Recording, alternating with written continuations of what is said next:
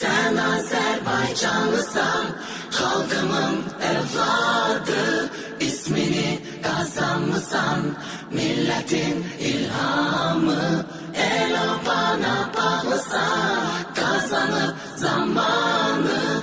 Tanrı korusun seni. Halkın eyle Azerbaycanı. Her doğan güneş yere nur kimi. Sevgiler çiler hayatı yaşadı. Her yeni nefes körpe sevinci, ümitler verer, oyadar sabahı.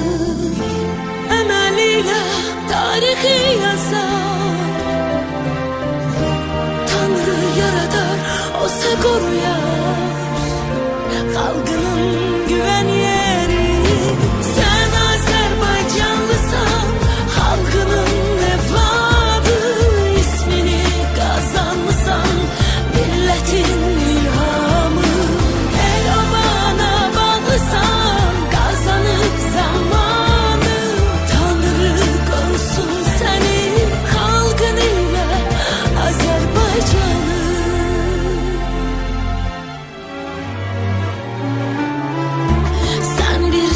Tek vüqarlısan, məğrurluq rəmsin, tükenmez kudretin. Genç düşüncenin memarısan.